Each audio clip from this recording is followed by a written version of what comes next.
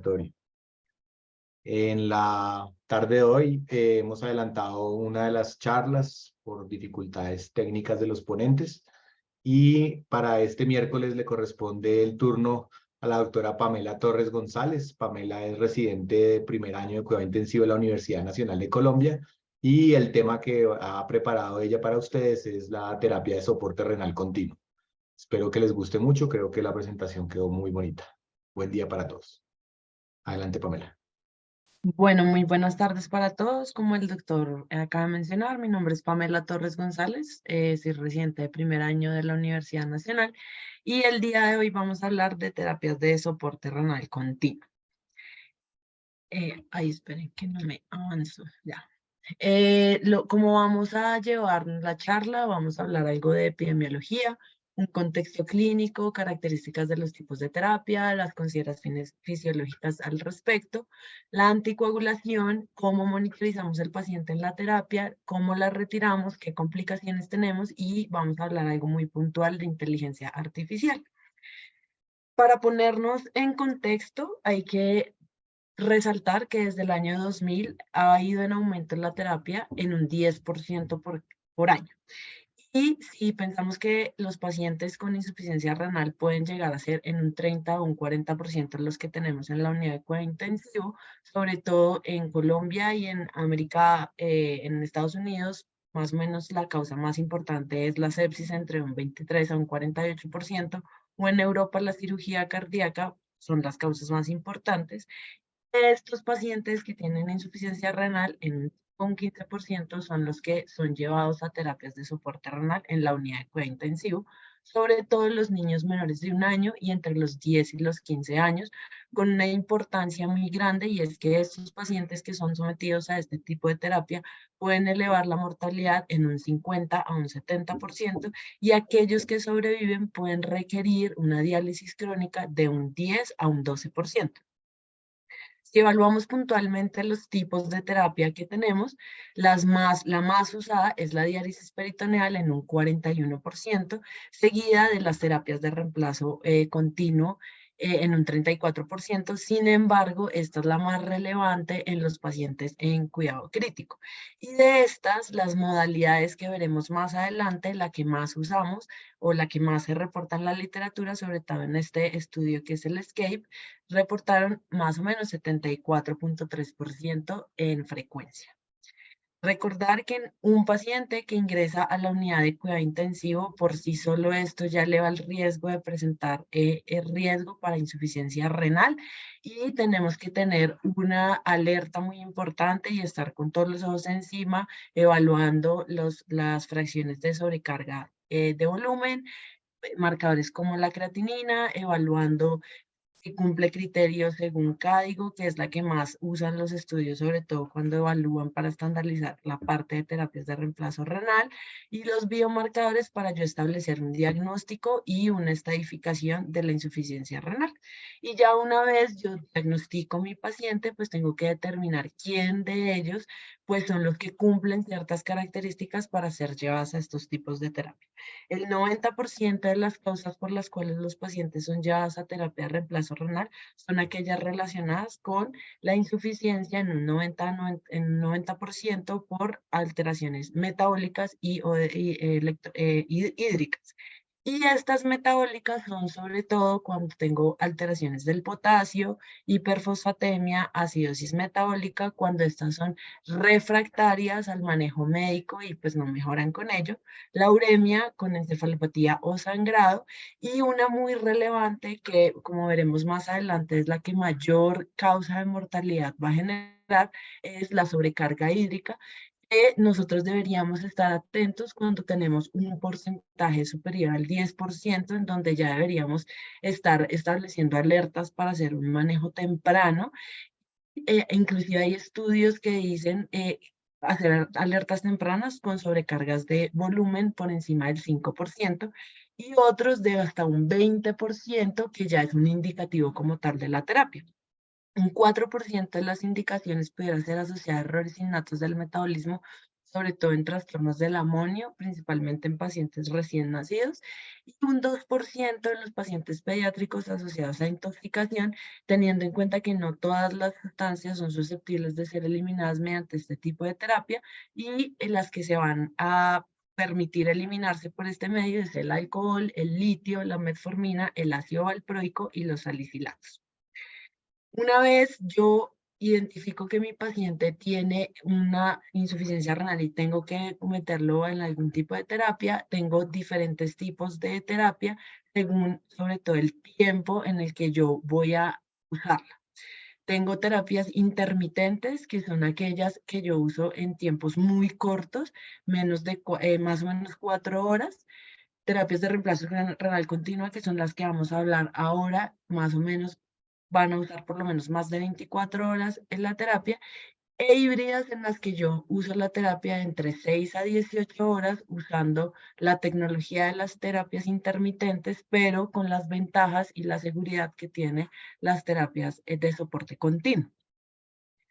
Acá quiero mostrarles cómo pudiéramos llegar a tener los mismos efectos según el tipo de terapia, pero esto está relacionado con la eficiencia. La eficiencia habla de qué tanto volumen por minuto necesito yo para generar la eliminación de una sustancia. Y vemos cómo en la terapia intermitente yo necesito altos volúmenes, más o menos 200 mililitros por minuto, en un tiempo muy corto, que es más o menos de 4 horas más o menos 4 veces por semana, para generar esa intensidad, que es la relación entre la eficiencia y el tiempo, que finalmente voy a barrer, perdón, más o menos 48 mililitros o 48 litros. Y si la comparo con las terapias de reemplazo de soporte renal continuo, para yo llegar a esa intensidad en esos volúmenes tan pequeños que pudieran ser hasta de 33 mililitros por minuto, necesito ese tiempo de 24 horas hasta por 7 días a la semana. Pero ese tiempo es muy importante porque nos permite garantizar unas ventajas de la terapia de soporte renal continuo, y es que es un soporte lento, gentil y continuo que hace que yo tenga menos riesgo de inestabilidad hemodinámica de mi paciente. Segundo, hace una eliminación constante de solutos y de algunos solventes por largos periodos, haciendo que yo tenga esa eliminación de una forma más constante y asegurada, con una menor inestabilidad osmótica, que lo hablaremos más adelante, y un mayor control del volumen. Por tanto, yo establezco unas metas de tratamiento basado en qué sustancias quiero eliminar o aclarar, qué correcciones o cómo voy a corregir las alteraciones hidroelectrolíticas, ese balance ácido-base que quiero corregir, una estabilización hemodinámica por sobrecarga de volumen y finalmente un balance hídrico. Pero cuando yo pienso en cómo voy a organizar esos objetivos de esas metas que yo me quiero trazar, pues y me ponen una máquina al lado, yo miro cuánto daño puedo generar, cómo programo ese aparato, qué tipo de tecnología además tengo, cómo son los accesos vasculares y finalmente cómo funciona el filtro para yo establecer un objetivo, y todo eso es lo que vamos a enmarcar para poder establecer una terapia segura y con un objetivo claro. Entonces, lo primero que yo tengo que identificar es mi paciente, y segundo será el tiempo oportuno para yo poder ingresar al paciente a la terapia. Y esto se ha ido estudiando a lo largo del tiempo y tenemos inicios de terapias tempranas e inicios de terapias tardíos. Yo hablo de terapias tempranas cuando identifico que el paciente tiene insuficiencia renal y la realizo en las primeras 6 horas de haber identificado, sobre todo que tiene insuficiencia renal, pero además alguna de esas alteraciones como que tengo que optimizar un volumen, que tengo que corregir electrolitos y estado ácido-base de una forma rápida, y el control de azoados. Y tardías cuando tengo un paciente con insuficiencia renal, pero que no cumple criterios de urgencia. Sin embargo, en este estudio que les resalto en la parte superior, ellos tratan de identificar si ese inicio temprano tardío pudiera estar relacionado con la mortalidad, y se dieron cuenta que en los pacientes que sobre todo tienen severidad CADIGO 2, si yo demoro el inicio de la terapia, pudiera estar asociado a un aumento en la mortalidad hasta en un 55%. Ya una vez digo, ok, voy a entrar mi paciente a la terapia, tengo una cantidad de tecnología disponible y más o menos desde 1980 tenemos dispositivos que se pudieran acoplar a los pacientes pediátricos. Digamos que en la fotografía que les quiero mostrar es la gran variedad de tecnología que tenemos disponible y cómo a lo largo del tiempo, además, se han buscado dispositivos que sean más accesibles, que sean sobre todo más precisos sobre el paciente, en el que ojalá nosotros tuviéramos que hacer la mínima intervención y que el dispositivo pudiera ser capaz de sensar lo que tiene el paciente y qué es lo que necesita.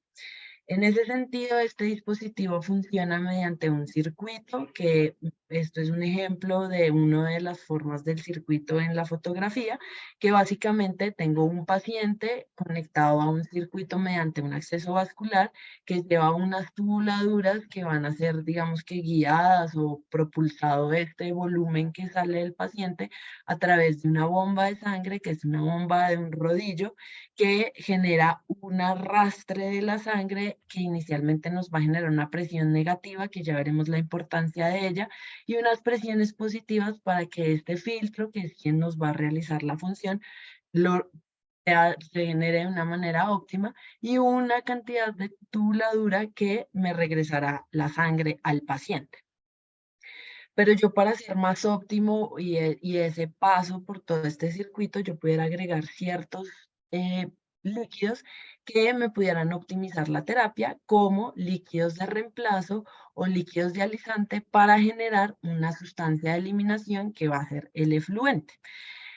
Ese circuito tiene una importancia grande y es que yo tengo que saber que pues esos tubuladuras y ese filtro pues van a estar con un volumen de sangre de mi paciente y que este pudiera nada más en las tubuladuras ocupar en un 25 mililitros en el paciente recién nacido, 75 mililitros en el paciente pediátrico, 125 en el adulto, pero que la mayor ocupación de volumen en este circuito va a estar determinada por ese filtro, que acá les traigo un ejemplo de algunos tipos de membranas, y estos pudieran ser tan pequeños volúmenes como 27 mililitros, pero tan grandes como 150. Entonces, en total, lo mínimo que yo pudiera establecer o tener circulando puede ser hasta de 50 mililitros. ¿Y esto por qué es importante? Porque para que la terapia sea segura y yo no hemodiluya a mi paciente, yo no debería superar un 10 o un 15% de la volemia total que salga o que esté circulando en mi paciente. Y digamos que esto ha sido algo muy relevante en el paciente pediátrico porque hay circuitos que con dificultad se fueron adaptando a los pacientes pediátricos, entonces inicialmente para disminuir ese riesgo de hemodilución se administraban glóbulos rojos o inclusive albúmina. Y con los glóbulos rojos pues, se encontraron unas particularidades, y es que una vez los glóbulos rojos pues, que vienen para la transfusión entraban en contacto con los materiales del circuito, habían un fenómeno, y es que producía después pradicininas y con ello generaba respuesta inflamatoria sistémica. Y por otro lado, como los glóbulos rojos traen citrato, yo anticoagula mi circuito con citrato pudiera aumentar el riesgo de hipocalcemia. Entonces, digamos que esto es una particularidad que se ha ido reevaluando y es por ello que se han buscado crear tecnologías que se acoplen a los pacientes pediátricos, como es el Carpe Diem, que es este dispositivo que vemos en la fotografía, que tiene un tamaño menor, pero sobre todo un circuito con unos volúmenes muchísimo menores, que permite que yo lo pueda usar en pacientes entre los 2 y los 9 kilos o superficies corporales entre los 0,15 a 0,5 metros cuadrados, permitiéndome realizar modalidades de terapia como la hemofiltración venosa continua o la hemodiafiltración venosa continua, y que, digamos, este primer estudio, que es el que les muestro en la parte inferior, querían mostrar esos resultados cuando lo usaron, evaluando que había un mejor desenlace en los pacientes mayores de 38 semanas y más de 3 kilos, con una menor estancia en la unidad de cuidado intensivo. Y este que les traigo en la parte superior, que es digamos que el último que encontré relacionado a este tipo de terapia, y ellos querían comparar si yo usaba esos circuitos adaptados al paciente pediátrico versus usar esta terapia, si mejoraba realmente en la supervivencia de los pacientes, y se vio que había un aumento en la supervivencia, sobre todo en los menores de 10 kilos hasta en un 30%, que es quien finalmente son para quienes están diseñando esta terapia. Una vez yo tengo la tecnología, tengo que ver pues cómo conecto al paciente a este circuito, y eso lo hago mediante el acceso vascular.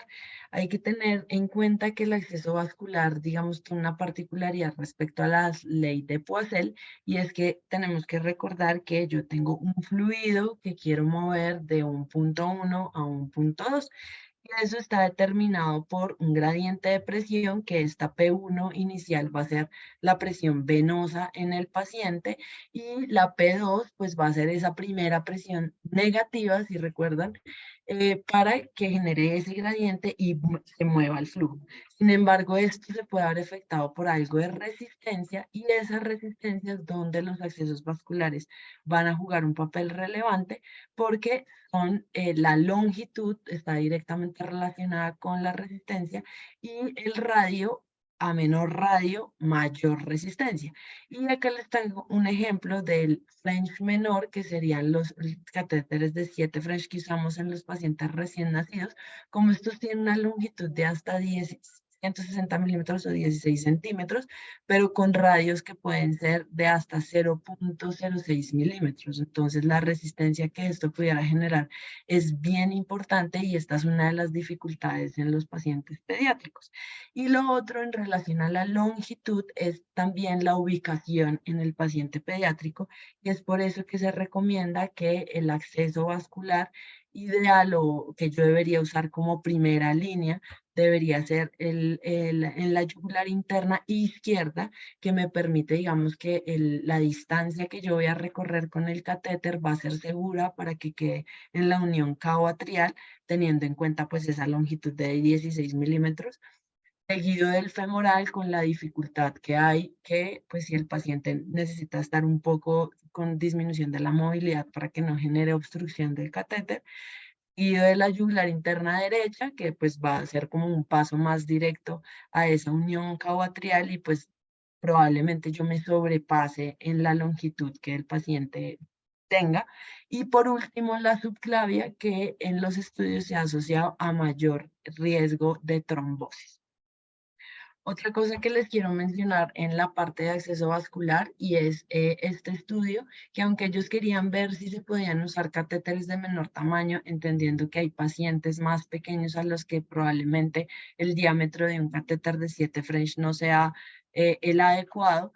pudiera cumplir con las características, pero yo lo que les quiero mostrar aquí es esta gráfica, en donde tenemos que no solo evaluar el tamaño como tal y el radio del catéter, sino su relación con la velocidad de sangre que yo voy a extraer de mi paciente, porque eso lo voy a relacionar con esa presión negativa que yo tengo que establecer para poder jalar el flujo del paciente. Y voy a mostrarles el ejemplo de esta línea verde oscura, que es, por ejemplo, el catéter de 5 French, en el que si yo, por ejemplo, necesito establecer un flujo que sea de, por ejemplo, 25 mililitros por minuto, yo voy a sobrepasar una presión de seguridad que es la de -100, y esto, que yo sobrepase esa presión el flujo que necesita el paciente y el flujo que me pudiera dar el catéter, tiene mayor riesgo de hemólisis en el paciente.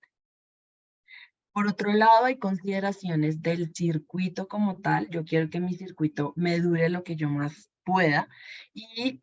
pudiera estar relacionado también con el tipo y consideraciones respecto al acceso vascular. Y acá les quiero mostrar cómo los catéteres de menor French, que es este azul, que es el de 7 French, tienen menor supervivencia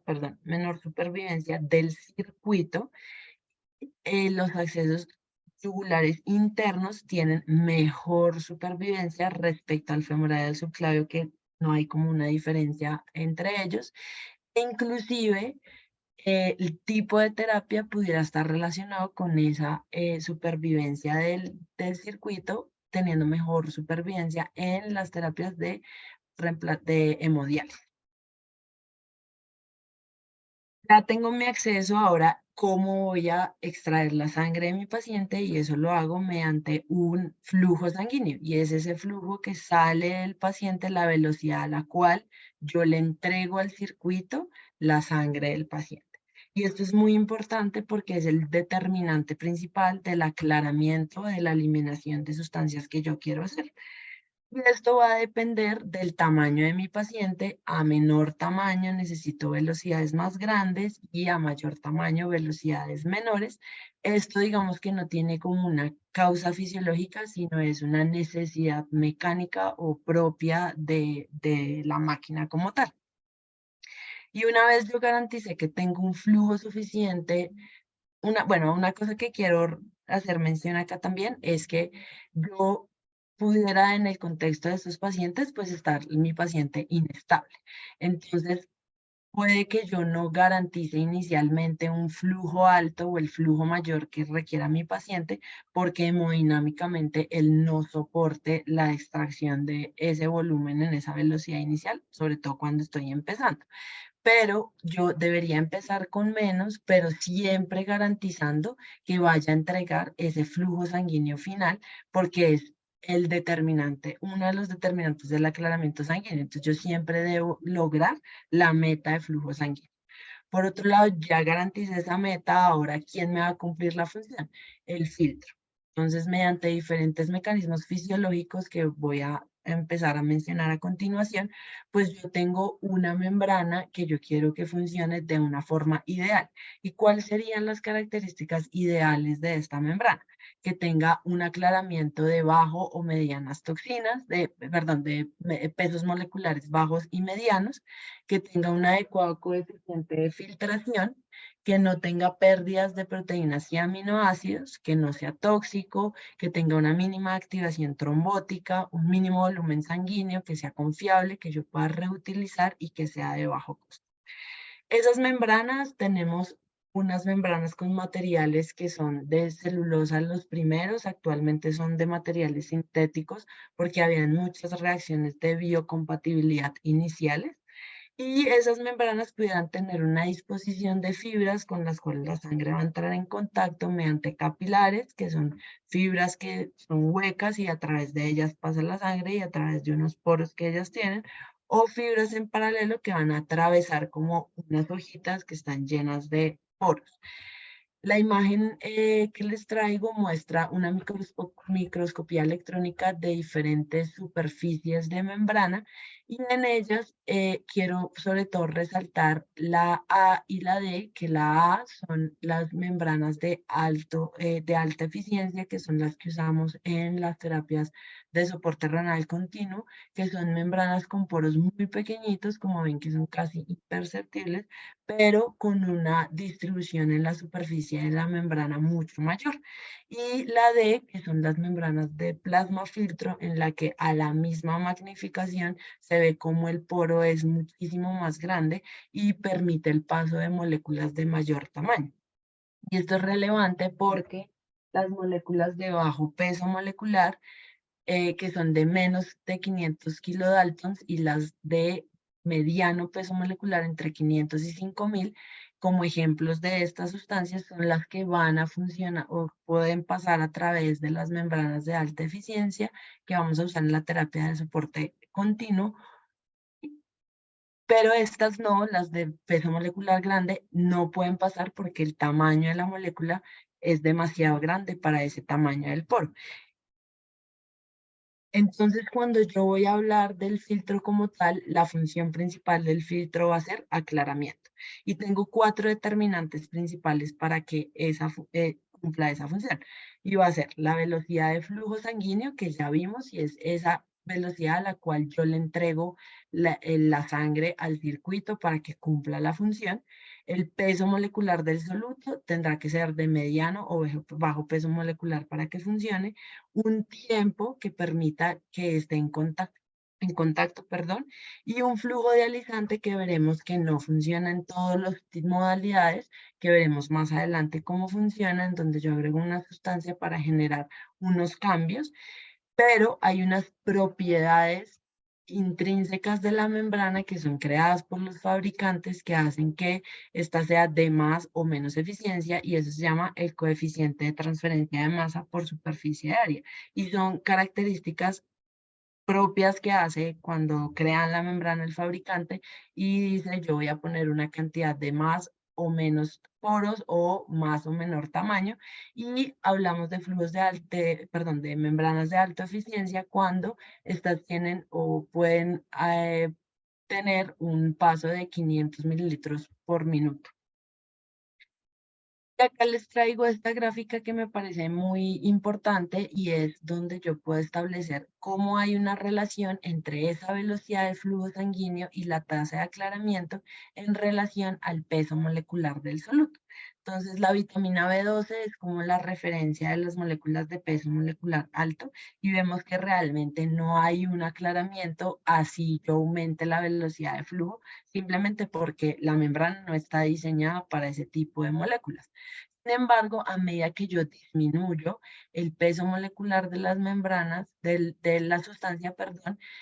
pudiera mejorar el aclaramiento, sobre todo si yo además conozco la calidad o la característica de mi membrana, y si tengo una membrana de alta eficiencia con una sustancia de bajo peso molecular,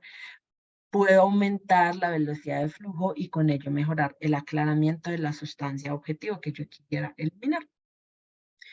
Entonces, ya entendiendo como esas características propias de la membrana, hay unos mecanismos fisiológicos por los cuales yo pudiera optimizar esos movimientos de solutos o solventes. Y es mediante la ultrafiltración, la difusión, la convección y la absorción. La ultrafiltración hace referencia a cambios de gradientes de presión hidrostática para yo mover agua.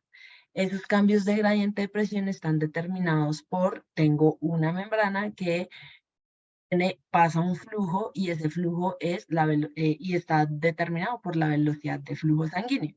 Y en ese espacio yo además tengo otra área que es en donde van a salir las moléculas que yo estoy filtrando, que este deberá ser de menor presión para que pueda yo pasar el agua. Hay que tener claro que en el mecanismo de ultrafiltración yo muevo la agua a través de gradientes de presión hidrostática y que no muevo ningún tipo de sustancia diferente al agua.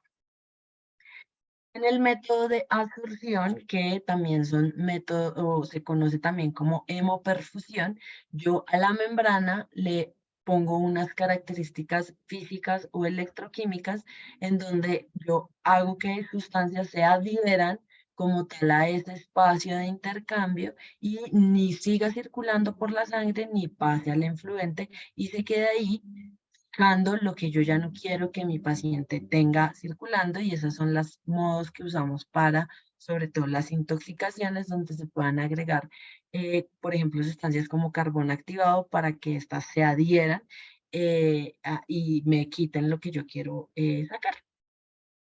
El siguiente método fisiológico es la difusión, en donde tengo mi membrana con un flujo de sangre que va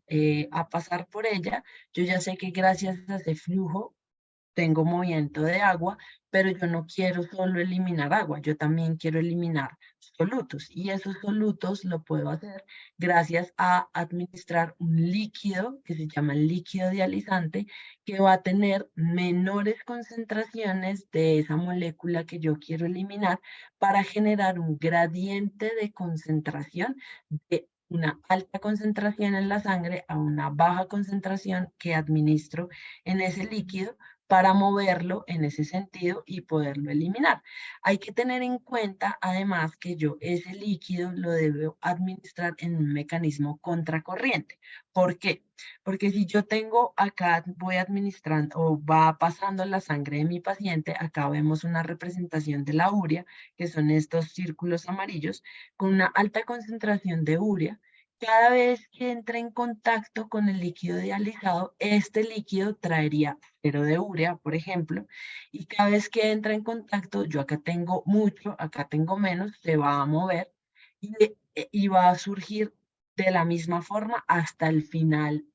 que la sangre entra en contacto con el líquido dializado. Pero si yo lo pongo en el mismo sentido, va a haber en algún momento en el que ese intercambio se va a igualar y pues en este punto realmente ya no voy a tener ningún intercambio y no voy a poder eliminar la sustancia que yo quisiera. Esa es la razón por la que tiene que ser mediante un mecanismo contracorriente.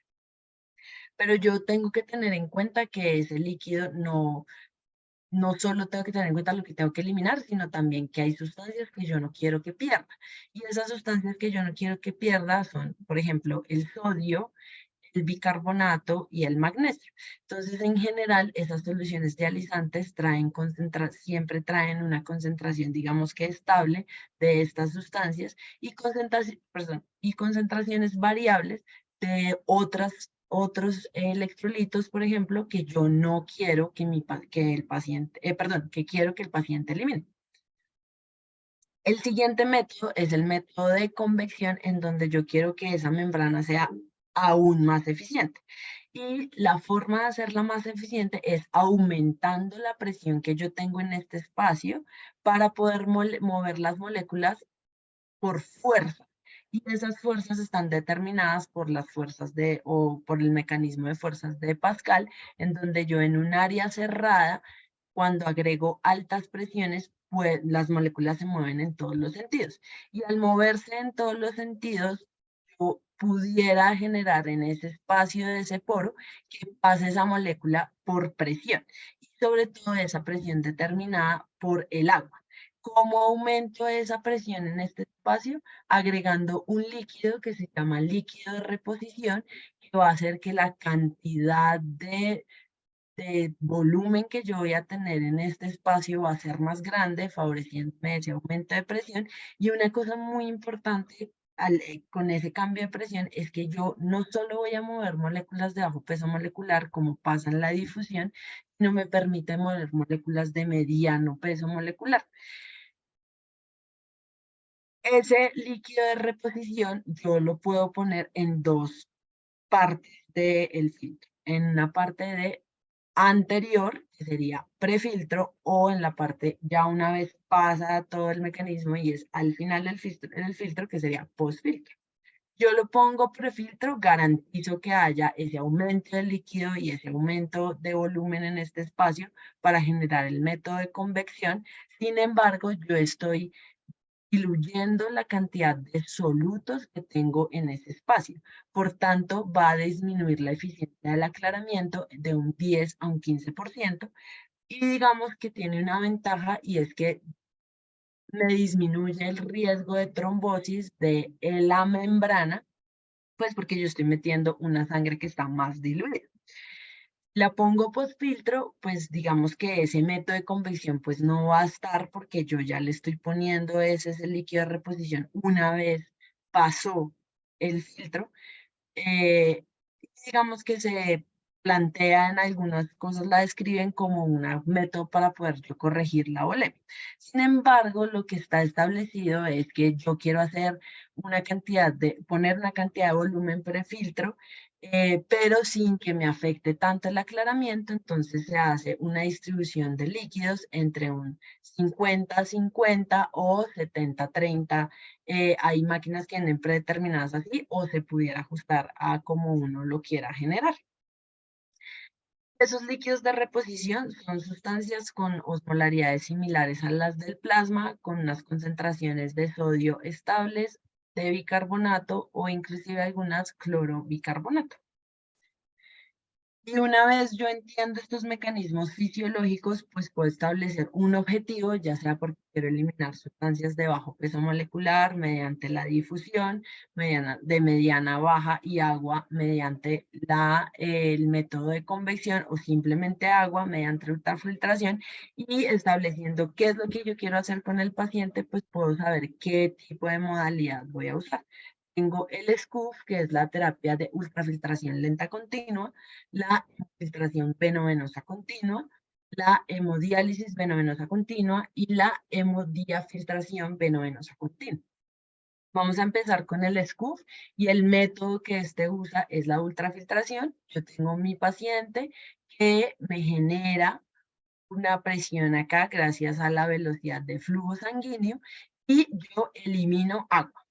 Pero yo pudiera hacer que esa eliminación de agua fuera más eficiente. Y esto depende del tipo de tecnología que yo tenga, puede ser mediante un método de presión o un método volumétrico en la que genero mayor gradiente de presión entre esa presión que le pongo en el flujo sanguíneo y ese espacio para que me genere esa salida de agua. Y el método de presión es que tengo una bomba similar a la de bomba sanguínea que va a, o la máquina de cuadra, una presión negativa para generar ese gradiente mayor. O volumétrico en la que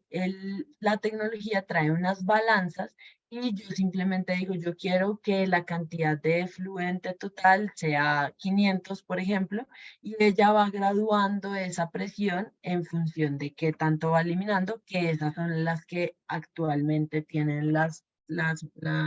máquinas de última tecnología. Yo tengo que tener en cuenta una cosa que se llama el coeficiente de ultrafiltración y es la relación que existe entre el volumen, el tiempo y esa presión. Y entre mayor sea ese coeficiente de ultrafiltración, voy a tener menor resistencia del paso del solvente. Y otra particularidad que debo tener en cuenta es que yo acá estoy eliminando agua porque es ultrafiltración. Entonces, lo que yo estoy retornando a mi paciente va a ser sangre que va a estar más hemoconcentrada. Y yo debo establecer que esa hemoconcentración no sea, digamos, muy alta, y eso lo establezco gracias a la fracción de filtración, en donde yo hago una relación entre ese fluente, la velocidad de flujo sanguíneo en los 60 minutos, y le saco el porcentaje a eso, y si eso me da más de 20%, quiere decir que estoy devolviendo una sangre más hemoconcentrada al paciente. Entonces, si yo voy a realizar este tipo de terapia, la principal cosa que yo debo tener en cuenta es ese efluente. ¿Y qué es el efluente? Pues los líquidos o el agua que yo quiero que el paciente pierda, que es la relación entre qué tanto líquido yo le estoy aportando y qué tanto él tiene de sobrecarga, ya sea evaluándolo por el peso adicional que tiene mi paciente respecto a un peso previo sano o mediante el balance hídrico, que tantos líquidos positivos tengo yo, teniendo en cuenta que yo esa sobrecarga no le debería eliminar más del 5% por día. Con respecto a la hemofiltración, el método que voy a usar es la convección y la ultrafiltración, o sea, tengo que poner un líquido de reemplazo que me aumente esa presión en el hemofiltro, que me garantice que yo elimine sustancias de bajo y mediano peso molecular, y además la ultrafiltración, ¿por qué? Pues porque estoy poniendo un flujo sanguíneo que es quien me va a garantizar esa ultrafiltración. ¿Qué necesito yo para poder hacer esta terapia? Pues membranas de alta eficiencia, altos flujos sanguíneos y ese volumen de reemplazo. Ese volumen de reemplazo yo lo saco mediante un cálculo de un 20 a 30 mililitros por kilo en pacientes adolescentes o en pacientes menores de 1000 a 2000 mililitros por superficie corporal por hora. ¿Qué ventajas tiene esta terapia? Que yo hago una eliminación constante tanto de solutos como de solventes, que me va a garantizar una estabilidad hemodinámica importante. Entonces, cuando yo voy a programar este tipo de terapia, yo tengo que tener en cuenta el flujo de bomba, el líquido de reemplazo, cómo voy a poner ese líquido de reemplazo, pre o qué tanta cantidad pre y post filtro, y tener en cuenta que este líquido final pues va a estar también relacionado con la cantidad de líquido de reemplazo que yo le estoy administrando a mi paciente y la pérdida que yo quiero que él tenga. Entonces, este líquido de reemplazo lo tengo que tener en cuenta como parte de la eliminación. La La hemodiálisis venosa continua, entonces usa los métodos de difusión y ultrafiltración. Ultrafiltración, ¿por qué? Porque tengo que garantizar una velocidad de flujo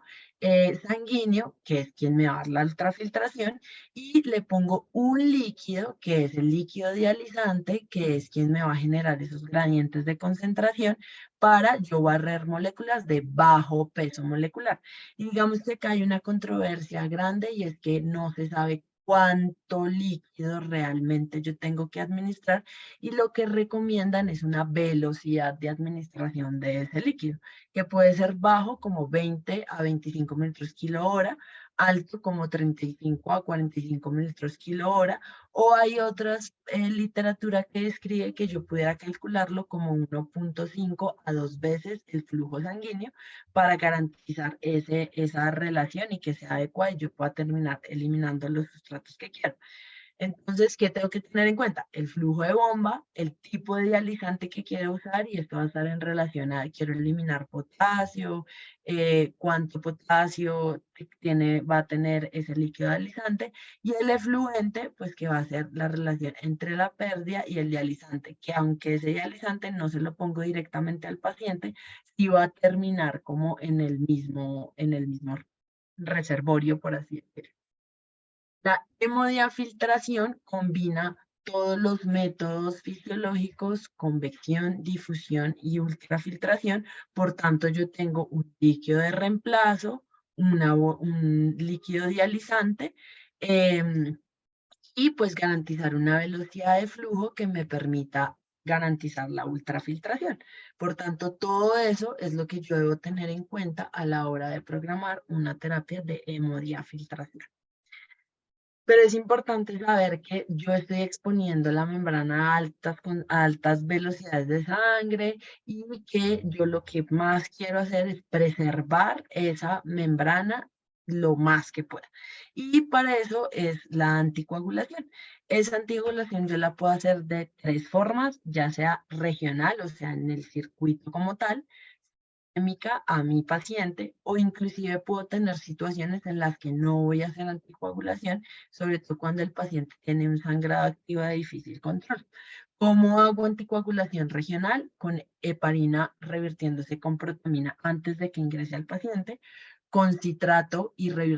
más que revirtiéndose, garantizando un calcio adecuado al ingreso del paciente o por prostaciclinas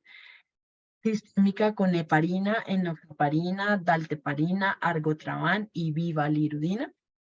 Estas son, digamos, las dosis cuando hablamos de anticoagulación sistémica. La heparina es la que más se usa con un bolo que uno administra un vuelo y una dosis de mantenimiento con unas metas ideales que deberían ser regidas por ACT, pero que ante la dificultad de la disponibilidad de ella se han establecido nomogramas con PTT o con la medición de antifactor 10A. La enoxaparina, también medido y monitorizado con antifactor 10A, dalteparina, y inhibidores de trombina cuando yo tengo contraindicaciones para el uso de heparina, que el principal es la trombocitopenia inducida por heparina. Y estas son las dosis de esos medicamentos con las metas o la monitoría regida por PTT a estas metas. Y acá pongo la prostaciclina, que es el ergopostrenol, que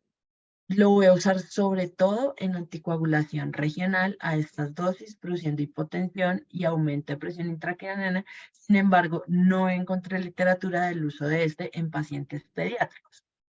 Entonces, si nos vamos a la anticoagulación regional, acá tengo una comparación entre el uso de heparina sistémica, en donde yo simplemente estoy administrando al circuito, pero esa heparina va a mi paciente,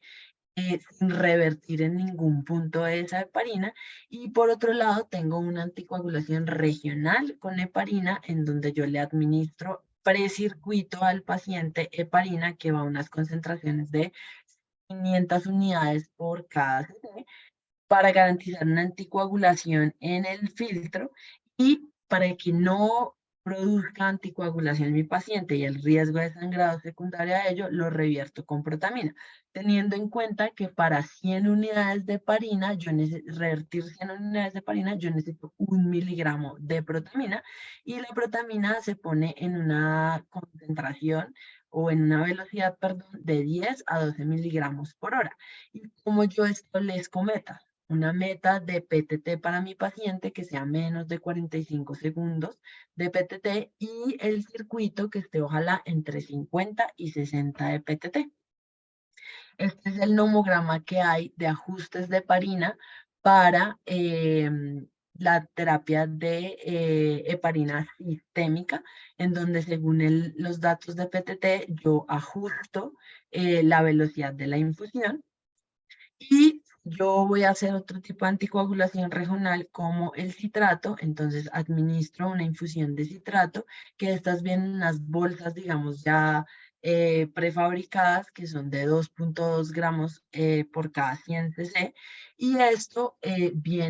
garantiza que en el filtro esté anticoagulado y regrese a mi paciente. Entonces dirían, no, pues también está anticoagulado porque yo al paciente igual le administro citrato que va a quelar el calcio y pues me quita ese cofactor para producir la forma de anticoagulación. Sin embargo, yo trato de garantizarle a mi paciente una cantidad de calcio, digamos que fisiológica, para que no produzca hipocalcemia en mi paciente. El citrato, ¿cómo lo va a regular mi paciente? El citrato en el hígado, mediante el ciclo de los ácidos carboxílicos, se va a convertir en bicarbonato, y es por ello que una de las cosas que tenemos que estar muy pendientes es la alcalosis metabólica que pudiera producir el citrato en los pacientes que están con este método de anticoagulación. ¿Cómo lo prescribo? Yo le pongo inicialmente a mi paciente citrato según la velocidad de flujo sanguíneo por 1.5, y esa será la velocidad que yo empiece, y el calcio, ese flujo sanguíneo por 0.6. Existen nomogramas para establecer también las modificaciones según el calcio postfiltro, o sea, cómo está, si está bien anticoagulado el filtro una vez yo lo anticoagulo, y que el calcio de mi paciente sea seguro, y cómo hago los ajustes de calcio o de citrato según sea el caso. Sin embargo, hay que tener en cuenta que yo pudiera tener volúmenes tan altos como 300 mililitros por hora, que de pronto cambios pequeños de 10 mililitros por hora no pudieran ser, digamos, que relevantes. Entonces, digamos que establecería ahí como una pregunta o una posibilidad de evaluar realmente cuando uno tiene altos volúmenes de velocidades de flujo del citrato, si se debiera más bien ajustar por porcentajes en vez de ajustar simplemente un valor de mililitros por hora. Y acá también tener en cuenta que yo pudiera saber qué tanto exceso de citrato tengo, o sobre todo qué tanta ya toxicidad tengo de citrato, y el exceso de citrato lo evalúo mediante la alcalosis metabólica, y existe una relación entre el calcio total sobre el calcio ionizado, que en este caso será menor de 2.5, y que en la toxicidad de citrato yo tengo más cantidad de calcio total, porque hay una acumulación del complejo citrato-calcio, porque por cada molécula de citrato se van a unir dos de calcio. Entonces, pues digamos que voy a tener mayor calcio total circulante y más calcio iónico adherido a ese complejo, y esto me pudiera, digamos que ser un indicador de esa toxicidad de citrato. Cuando yo no anticoagulo a mi paciente, yo tengo que tener en cuenta como unas precisiones que yo igual debería tener en cuenta para todos los pacientes, que me van a ayudar a preservar mi circuito, mantener el flujo de mi paciente, o sea, un flujo sanguíneo adecuado, sin que hayan resistencias o turbulencias, y esas turbulencias puedan ser generadas por conectores que uno puede poner a través del circuito. Eh, si yo genero presiones altas, que es algo que tenemos que monitorizar, con un flujo sanguíneo inadecuado puedo generar fuerzas de cizallamiento en la sangre y esto generar sobre todo producción de mecanismos protrombóticos, exposición a materiales diferentes a los que están diseñados para la terapia, mantener adecuadas concentraciones de plasma y hematocrito, evaluando las fracciones de filtración, evaluando el volumen sanguíneo como tal del paciente, y que ojalá las personas que usen manipulen la terapia sean las personas que estén más entrenadas. Acá quiero mostrarles, hay varios estudios con respecto a la relación o qué es mejor si citrato o heparina. En general, los estudios comparan la heparina sistémica versus el citrato regional. Y acá quiero mostrarles un estudio que se hizo en la Fundación Parto Infantil por la doctora Prada y colaboradores, dentro de ellos el doctor Fernández, que hablaban y querían, digamos, que mostrar características de anticoagulación y citrato en pacientes pediátricos. Y ellos encontraron como estadísticamente significativo que anticoagular los pacientes regionalmente con citrato aumenta el tiempo de filtro en el uso del filtro en la terapia. Y digamos que este pues es el objetivo como tal de la terapia, garantizar una anticoagulación correcta para que yo tenga una viabilidad o un tiempo prolongado del filtro. Los otros estudios que hablan de riesgos, complicaciones como el sangrado, realmente lo que revisé, inclusive hay una revisión Cochrane que habla de establecer realmente cuál es mejor, y muestran que realmente nunca encuentran una diferencia significativa entre la producción de sangrado como uno de los mayores complicaciones con la anticoagulación.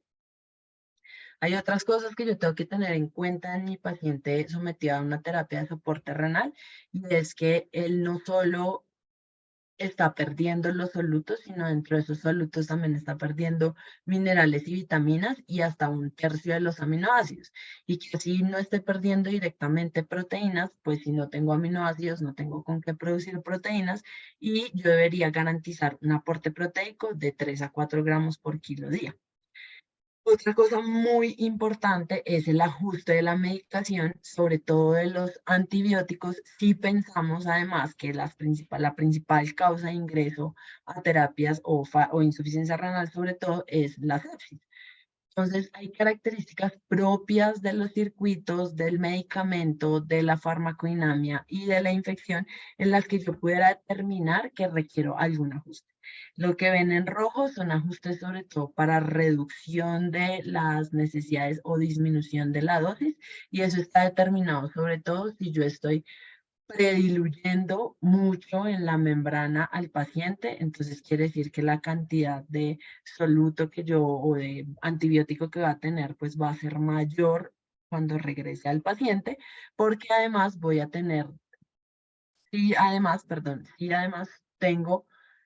flujos de fluentes bajos. Quiere decir que no estoy eliminando la cantidad que yo debería eliminar y por tanto pues tengo más cantidad de solutos.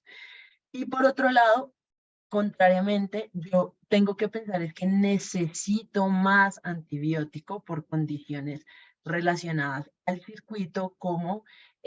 flujos de fluente alto, o sea, estoy eliminando un montón de líquido y de sustancia y me va a barrer también con los antibióticos. Si esa membrana tiene altas capacidades o condiciones absortivas, y son antibióticos hidrofílicos con baja unión a proteínas, pues los voy a eliminar más fácil.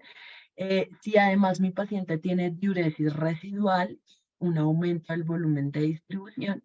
Y por otro lado, en estas consideraciones, en este tipo o en estas consideraciones de antibióticos, yo debería mirar si uso dosis más altas o inclusive infusiones continuas o bolos posterior a la terapia. Con respecto a la monitoría, recordemos, tengo una presión que es negativa y esa presión negativa me garantiza ese flujo de salida a mi paciente, pero yo no debo exceder más de los 100 milímetros de mercurio, porque esto me habla que yo estoy teniendo menos flujo del que debería tener y estoy haciendo más fuerza para poder garantizar ese volumen que necesito. Y eso puede ser porque tengo un trombo en mi axis vascular y no me permite la salida, o el paciente está hipovolémico, entonces tengo que reevaluar las pérdidas que yo estoy calculando. La segunda presión que yo tengo y que la máquina me muestra es una presión de prefiltro que debe ser entre 100 y 150, que aumentos de ella básicamente habla de obstrucción y obstrucción sobre todo en la parte del filtro, como las presiones transmembrana que deben ser menos de 200 para yo garantizar esa integridad como tal de la permeabilidad del filtro,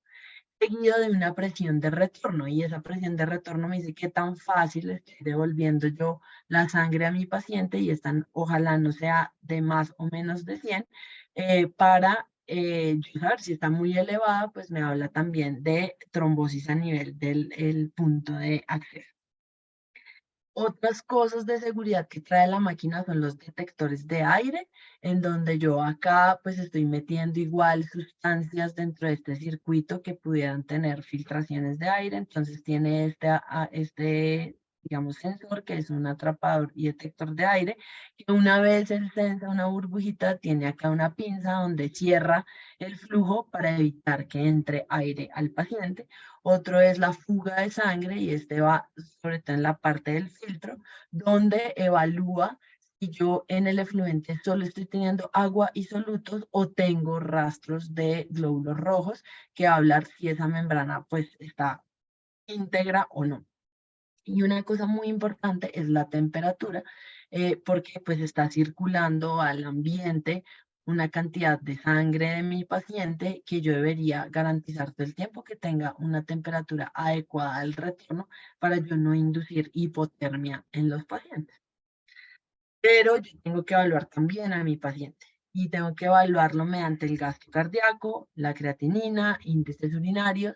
tasa de filtración glomerular, y no olvidar la ecografía como un marcador que nos puede ayudar para evaluar la sobrecarga de volumen, viendo índices de vena cava,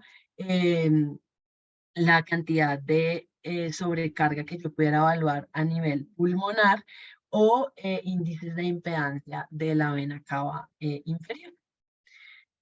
Cuando yo monitoricé, determiné ya y le hice la terapia a mi paciente, ahora cuando sé que es el momento oportuno de retirar la terapia de reemplazo renal. Primero, se plantea, digamos, unos algoritmos, y es, a mi paciente resolvió la causa como tal de que lo llevó a la insuficiencia renal, tiene disfunción multiorgánica, hay estabilidad metabólica y de electrolitos. Si yo puedo responder a esto que sí, pues voy a evaluar de una forma, digamos que un poco más objetiva, él los cumple. Y dentro de los biomarcadores más, digamos, con mayor evidencia, está la depuración de creatinina, ya sea en 6 o en 24 horas, que ojalá sea mayor de 15 mililitros minuto, y el más importante, que es el gasto urinario. Acá les traigo que es una revisión sistemática que hicieron en este estudio, y ellos mostraban como un punto de corte según el tipo de estudio, cuál tendría mejor sensibilidad respecto a la evaluación del gasto urinario.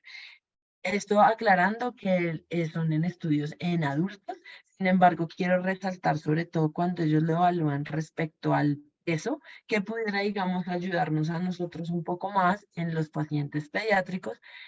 como este, con un punto de corte de 8.6 mililitros kilo en 24 horas, con una sensibilidad del 89% y una especificidad del 73%, o un volumen de 1.26 por kilo hora, también con una sensibilidad, digamos que aceptable. Y también tengo que evaluar cómo va evolucionando mi paciente sin la terapia. Entonces, ¿cuántos días duró sin que yo vuelva a ingresarlo a la terapia? ¿Qué otras comorbilidades tiene? Y si realmente mi paciente requiere ese reinicio de terapia, ¿cuál sería el retorno oportuno pensando en manejo crónico como tal del paciente? Con respecto a las complicaciones, digamos, como lo mencioné al principio, la complicación más relevante es la mortalidad, y acá quiero mostrarles cómo poder obtener y trazarse objetivos de balance de fluidos es uno de los mayores determinantes de la mortalidad. Esto es un estudio que evaluó con qué volumen inició el paciente y qué desenlaces pudieron tener. El mayor, digamos que el desenlace más relevante fue la mortalidad, en donde si yo no garantizo un balance de líquidos negativo dentro de los primeros días de haber iniciado la terapia de reemplazo renal, tengo mayor mortalidad. Lo otro es, si yo garantizo eso, tengo días libres de terapia a 30 días más, digamos que tiempo más prolongado de esto, y ventilación mecánica a 30 días, digamos que con mayor efectividad. O sea, menos tiempo de ventilación mecánica. Y ellos, cuando hicieron el análisis multivariado, encontraron que lo que más impacta en la mortalidad es que yo tenga ese balance positivo a los 3 días después de iniciar la terapia, o que una vez yo empecé la terapia, mi paciente tenía 20 o más de sobrecarga de volumen cuando empecé la terapia. Y en este estudio ellos muestran realmente la relación de todas las variables que pudieran tener los pacientes pediátricos cuando están en terapia de reemplazo de soporte renal en la unidad de cuidado crítico, encontrando como unos determinantes de aumento de la mortalidad el tiempo de inicio de la terapia, la sobrecarga de volumen,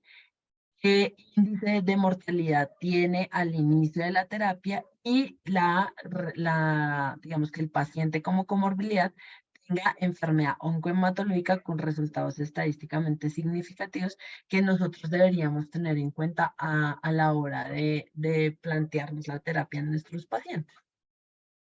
Otras complicaciones respecto a la terapia como tal es en la membrana, y es que hay reacciones de biocompatibilidad que cada vez se presentan menos, como mencioné, por el tipo de material que usa, pero estos pudieran generarse tipo A cuando se presentan en minutos y da alergia, hipotensión y reacciones inmunológicas, o tardíos de 20 a 40 minutos con una característica importante, y es que producen dolor lumbar o torácico.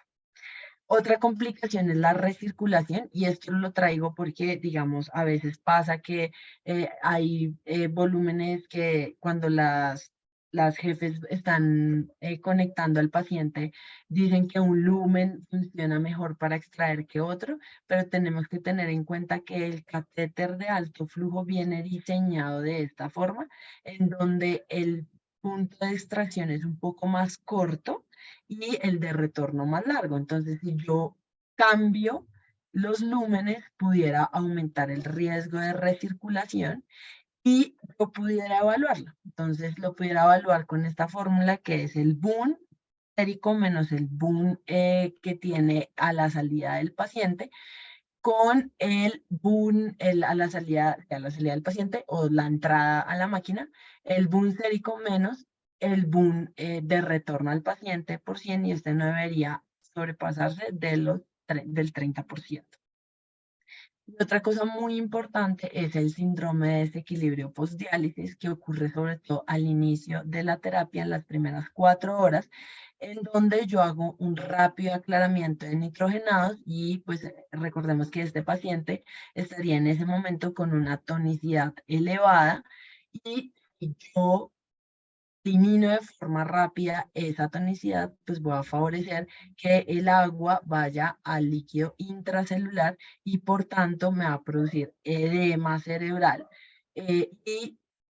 digamos que con una particularidad, sobre todo en las terapias de soporte renal, y es que estas, como lo veo en la gráfica, digamos que la eliminación de esos nitrogenados puede ser un poco más estable, lo que disminuye el riesgo de síndrome de desequilibrio postdiálisis sin que este, digamos, sea nulo. Entonces hay que tenerlo en cuenta. Y por último, entonces, recordar que estamos ahora en búsqueda de tecnología que haga las cosas un poco más seguras, y dentro de eso entra la inteligencia artificial, en donde ojalá nos pudiera decir cuál es el mejor catéter con la ubicación según las características del paciente, circuito mirar cómo van las presiones, control de electrolitos, la parte de coagulación, establecer alarmas y él solito poder establecer mecanismos de autorregulación, cómo voy controlando los solutos y el agua como tal, para establecer una terapia de alta calidad. Y digamos que ahora las máquinas buscan generar algoritmos en pro de esto que sean cada vez más autosuficientes. Y pues para mensajes llevar a casa, yo tengo un paciente con un riesgo de insuficiencia renal, establezco un diagnóstico, evalúo si usted tiene unas indicaciones y ahí hago una pausa para evaluar realmente cuál es el objetivo de la terapia, cómo la voy a prescribir según ese objetivo que me planteé fisiológico, qué es lo que yo quiero eliminar, cuál es la tecnología disponible y cómo la debo monitorizar y tener en cuenta que siempre que yo intervengo tengo que reevaluar todo el tiempo, entonces la monitoría es algo que me debe hacer establecer alertas para yo reorganizar la prescripción que tengo para cumplir el objetivo que tengo que realizar en mi paciente. Y eso es todo, muchísimas gracias.